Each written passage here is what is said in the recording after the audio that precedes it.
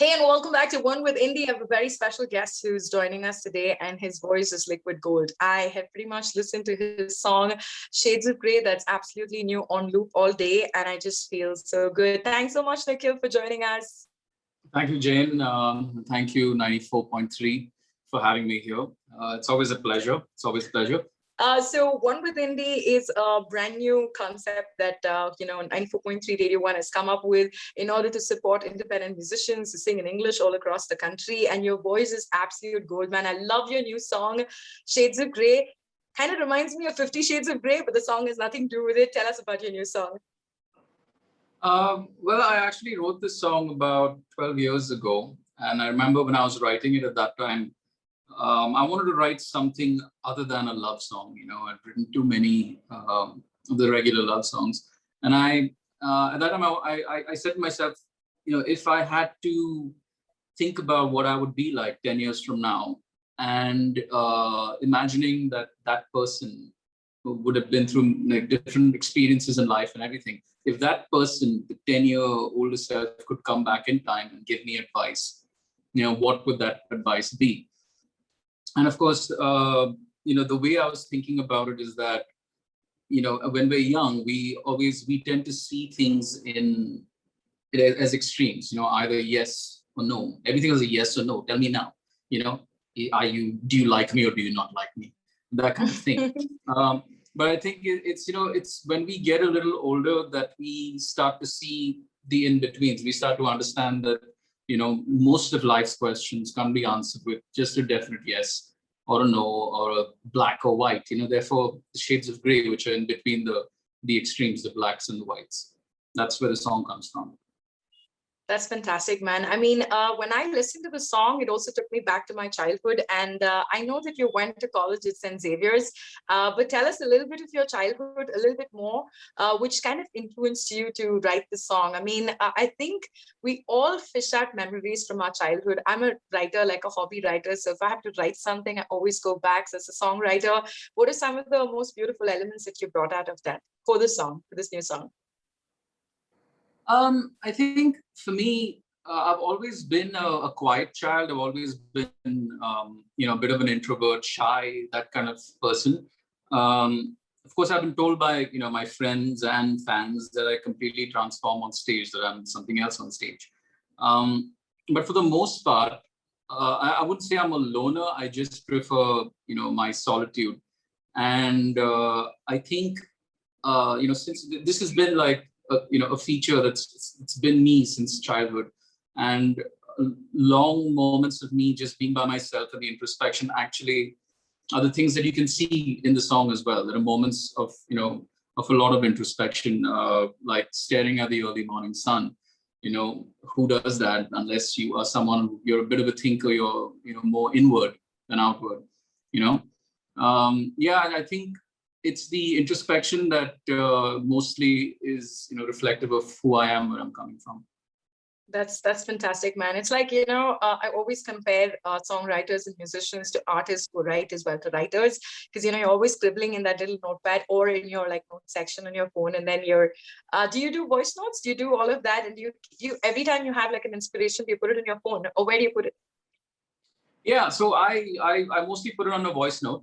I'm mostly a melody guy, so it's like, you know, melody hits me, phone is nearby, turn it on and start just playing it and singing that melody across. And I like to make mistakes. Like, you know, I feel like, since I'm not a trained classical musician, sometimes with being overtrained and being over practiced, rather, being perfect. I wouldn't say anyone's completely like perfect, but if you kind of know what you're going to play next and you already know what it's going to sound like, then you never allow yourself to make mistakes.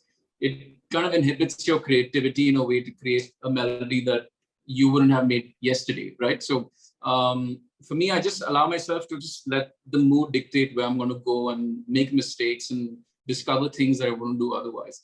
So that is one, you know, process of mine for the melodic side of it. Lyrically, I sit down usually a little later and write it down. You know, try to understand like what this song is really. So what is this melody suggesting, and, you know, write around that. That's fantastic. Do you have a guitar around? Because I'm going to do a very fun round with you, or are we going to just keep this open jam and just have your vocals and me? Yeah, I mean, I do have a guitar. So could we get you to take it in your hand? Yeah, there you go. Yeah, fantastic. So this is like a fun round, okay? And I do this with most of the artists that come in on my show. So first off, of course, I must tell you that you can play whatever song that comes on top of your mind when I ask you the question. So I'll ask you a question. It could be related to an emotion. It could be related to a memory, and then you would play a song that comes to your mind. Awesome. Okay. Okay, Shades of Grey. Shades of Grey is a new song, so we got to hear just a little bit of it. That's an easy one. All right, let's see how that sounds on the Zoom call. But here we go. Say everything in life is where it's supposed to be. Oh no, we're gonna take that a little higher because I feel it will sound better in a higher key. And this is the capo, right? I'm gonna put that on. It's much better. Say everything in life is where it's supposed to be. But I'm not gonna change your point of view. And all the little signs say things are going your way. King of the world and all that's true. All this time I've been told to believe life's just a game of win or lose. Spent so long listening to the voices inside my head. They're telling me to pour myself another few. Staring at the early morning sun, think I'm seeing the seeds I've sown. Sorry if I asked you to search your soul. I've forgotten how it feels to be alone. It sounds like something you've heard before. Say it anyway, I'm hoping you won't turn away like you thought I was going to say. Here's a song to paint you in shades of grey.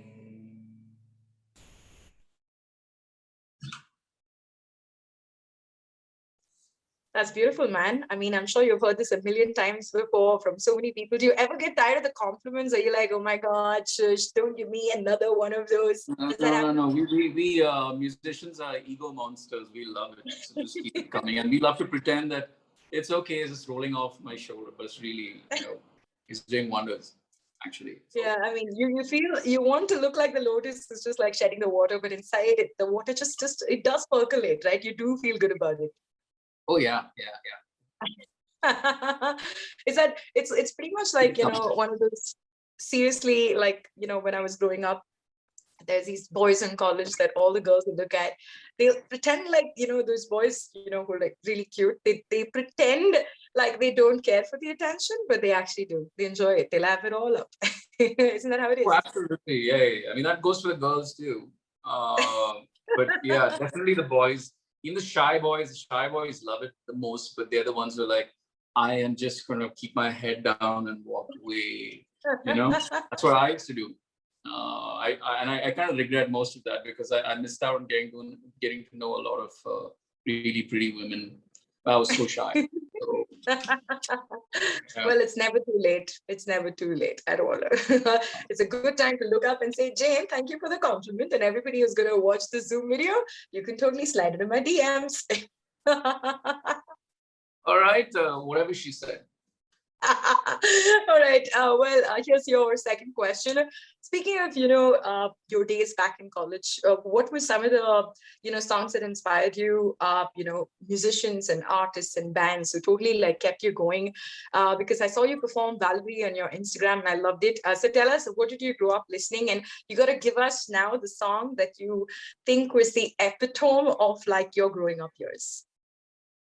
It's an interesting one. Well, I mean, as an artist, I feel we go through different phases when we're listening only to one particular musician, for a year or 2 years or something like that. So I went through different phases like that. I remember back in like late school, early college, it was like a lot of Bryan Adams, and everyone was trying to sing like Bryan Adams, and I tried to as well, and I got away with it also.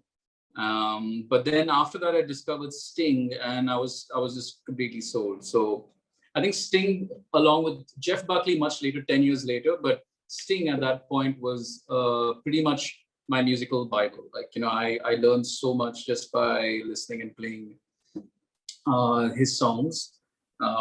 Yeah, I think Sting would be it, and Eric Clapton too. I did a lot of Eric Clapton songs. I learned a few Eric Clapton songs. But yeah, I think Sting would be it. If you want to hear a song, I think it might have to be.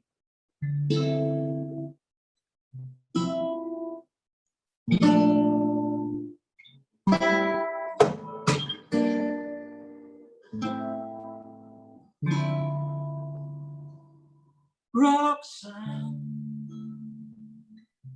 you don't have to put on a red light.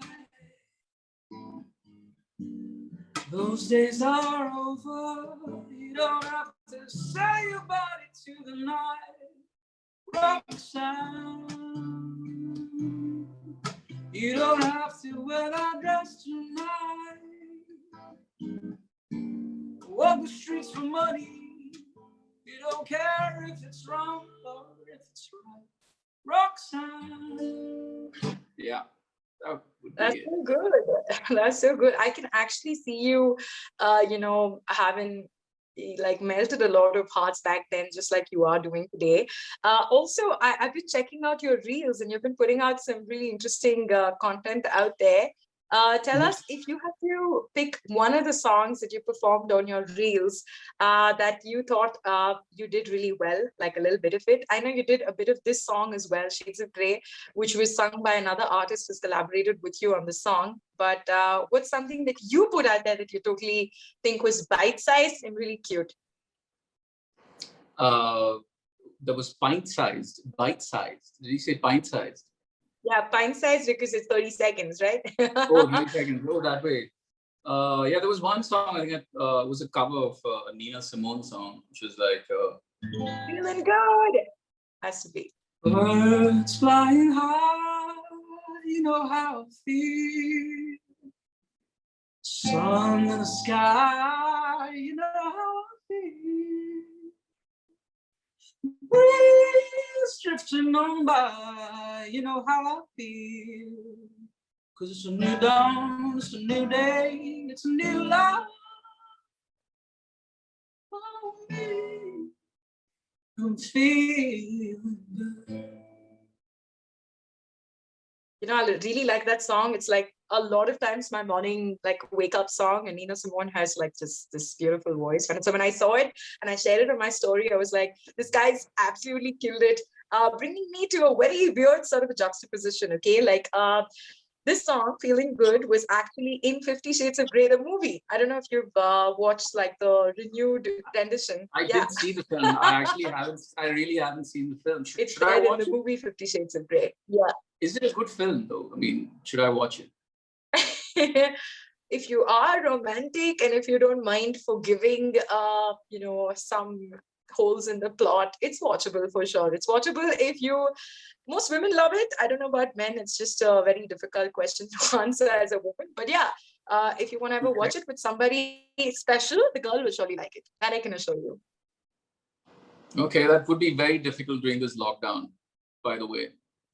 Yeah, I think you should totally watch it yourself, because now that you've given me the background, and we are sort of entering the apocalyptic stage here as well. So I guess, yeah, I'll watch it here, you watch it there, and we'll exchange notes, okay? Bringing me to my next question. If you had to pick up a song, since I talked about 50 Shades of Grey, and your song is called Shades of Grey, though they have nothing to do with each other, what do you think is the sexiest song ever that you think you could cover? And, that's just drool worthy. Sexiest song. I would say about, I like the Charlie Puth song actually. The We don't talk anymore. We don't talk anymore. We don't talk anymore like we used to do. So I could probably do that one. I think I kind of like the way he, it's very seductive. I feel the way it moves. Absolutely. So what was your recording time? I mean, everybody has like this really, I think it's some weird hour of the morning, right? Like the wee hours of the morning. No, I would actually record right after the parrots and before the dog. So I would have like 2 hours in between right there. And then once again at night when everyone fell asleep, like around that time, since there was absolutely no noise outside, no cars and everything, could do it. But now there's a little more traffic, so it's not as easy to do. That's fantastic. You had that 2 hour sandwich period between the parrots and the dogs. Interesting stories, right? Like when you talk to every musician in this lockdown, you get interesting stories. I was speaking to a good friend of mine who's a musician in Bangalore, and he was telling me about how there's been a lot of panic attacks that he's having. And he is one of the most popular musicians. Yeah, I'm of course not going to name him, but he was telling me that these panic attacks are sudden and they're real, and he's never had them before. And I have panic attacks. I can know what it feels like. Has there been instances of you feeling the angst and the pain, and thereby have you had your music help you out of it? Has that happened? Do you have any stories of hope? Because so many artists have gone through difficult periods. Yeah, they may have been productive, but our mental health has been truly and honestly, not in the best place possible for a lot of people. Did you have any such experiences? No, I wouldn't say I've had any drastic, experiences like that. Um, I do know that like for the first month and a half when the lockdown began, I actually enjoyed the isolation and the solitude and the fact that I didn't need to make any excuses to people to say, hey, I can't come attend your party because it's Corona, so like no one is having a party, right? So I didn't need to even do that. But then I think about a month and a half later was when I started to, like miss actual human interaction. And, then you turn to Netflix and you start watching stuff and you keep yourself busy that way. And then after that, it's like, then you realize you really do want to meet people. And that's when the video calls start. And that's when, the conversations begin on the phone and everything. But I think like from there comes a little bit of, despair, like when is this going to end? That starts happening. I didn't have the panic attacks in that sense, but it was just a lot of despair. It was just like, I just don't know if this is going to end, And yes, at that time, sitting down and just, that's very calming. And I have an especially nice guitar, that responds very well to how I play. And so I just have to sit down and, play a little bit, and it kind of brings me back to some sort of hope, basically. So, yeah. So if you had to play me a song, like say I would not when I'm having a panic attack, but maybe later when I'm better and I had to just calm myself, for anybody who's listening to this or watching this, if there was a song that calms you and could calm somebody else, what do you think that song would be? For me, by the way, the song is a song called Follow Me by Uncle Cracker. It's just one of those songs that I just like listening to. It makes me happy.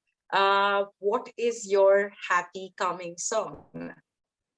A happy, calming song would be, that would be Bridge Over Troubled Water by Simon and Garfunkel. I can't really play it. I just don't, but I might sing it if you want a little bit of that. So, love that. When you're weary, feeling small, when tears are in your eyes, I will try.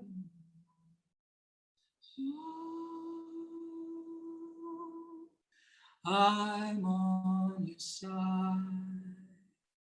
Oh, when darkness falls and friends just can't be found, like a bridge over troubled water. I will lay me down like on a bridge over troubled water. I will lay me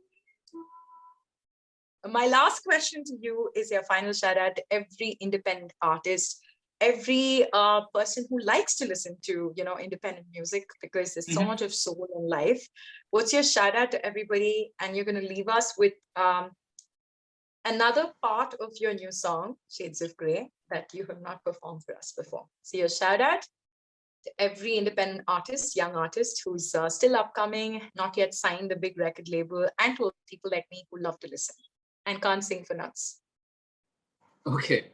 So what I want to say is to all you guys out there who support independent music, who make independent music, I feel it's just going to get better from here. I feel we're really making our mark, and I feel that people are going to take us really, really, really seriously in the next few years. So keep making it and keep putting your heart out there, because that's the only way that we can really reach out to as many people as we must.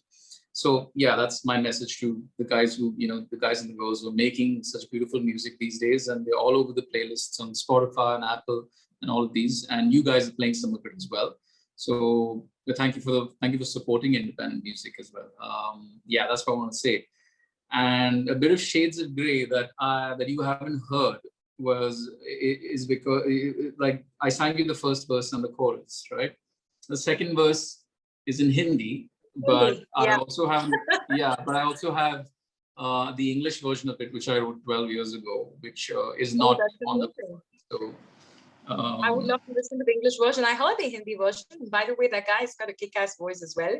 I know you performed the Hindi version, and I found them two different voices, obviously because they're two different people, but I'd love to hear the English version.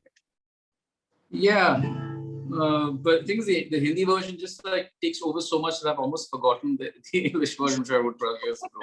But no. Shades gray. Okay.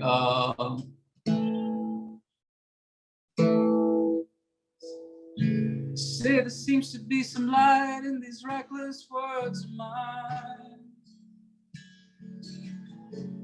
We're no more than strangers by the sea. You'd rather listen to the lies of a favorite friend than drink to my counsel and know that's free. Staring at the early morning sun, think I'm seeing the sea-type song. I'm sorry if I asked you to search your soul. I've forgotten how it feels to be alone. It sounds like something you've heard before. I'll say it anyway, I'm hoping you can see that kings can fall and silence can say here's a song to paint your world in shades of grey. Ladies and gents, if you have fallen in love with Nikhil D'Souza, I'm not responsible. We'll add this disclaimer to this interview because you have an amazing voice, man. And that whole introverted, shy boy, but so intense sort of a vibe to everything that you do is just insane. Thank you so much for joining us on One with Indie. It has just been an absolute pleasure talking to you. Thank you, Jane. It's been my pleasure. Thank you.